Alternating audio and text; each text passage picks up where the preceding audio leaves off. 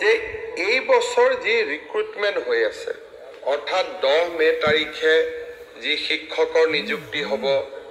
10 মে তাৰিখে যি হেল্থ ডিপাৰ্টমেণ্টৰ নিযুক্তি হ'ব 10 মে তাৰিখে যি পুলিচৰ নিযুক্তি হ'ব 10 মে তাৰিখে যি থাৰ্ড গ্ৰেড আৰু ফৰ্থ গ্ৰেডৰ নিযুক্তি হ'ব প্ৰথমবাৰৰ বাবে অসমৰ চাহ বাগিচাত বা আদিবাসী সমাজৰ বাবে আমি 3% চাকৰি পোনপটীয়াভাৱে ৰিজাৰ্ভেশ্যন কৰিছোঁ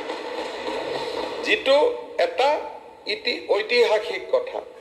অৰ্থাৎ আজি যে 50,000 যদি চাকৰি হয় 3% চাকৰি ডাইৰেক্টলি মেৰিটত যি পাবতো পাবই মেৰিটত পোৱাৰ উপৰিও ওবিসি হিচাপে যি পাবই এইখিনিৰ উপৰিও 3% চাকৰি ডাইৰেক্টলি আমাৰ আদিবাসী আৰু চাহ জনজাতি সম্প্ৰদায়ৰ লোকৰ বাবে আমি সংৰক্ষণ কৰিছোঁ এম্পাৱাৰমেণ্টৰ ক্ষেত্ৰত ই এটা ঐতিহাসিক ঘটনা যেটো আমি আগতে কেতিয়াও চিন্তা কৰিব পৰা নাছিলো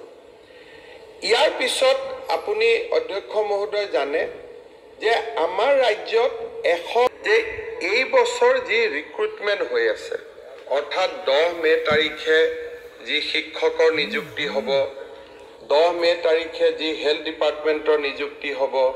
10 মে তাৰিখে যি পুলিচৰ নিযুক্তি হ'ব 10 মে তাৰিখে যি থাৰ্ড গ্ৰেড আৰু ফৰ্থ গ্ৰেডৰ নিযুক্তি হ'ব প্ৰথমবাৰৰ বাবে অসমৰ চাহ বাগিচাত বা আদিবাসী সমাজৰ বাবে আমি 3% চাকৰি পোনপটীয়াভাৱে ৰিজাৰ্ভেশ্যন কৰিছোঁ যেটো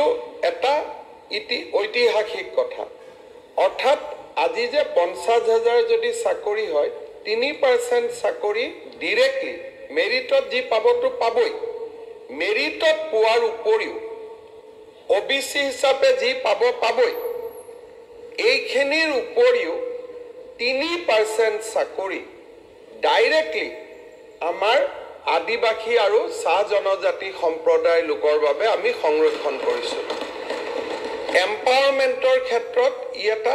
ঐতিহাসিক ঘটনা যেটো আমি আগতে কেতিয়াও চিন্তা কৰিব পৰা নাছিলো ইয়াৰ পিছত আপুনি অধ্যক্ষ মহোদয় জানে যে আমাৰ ৰাজ্যত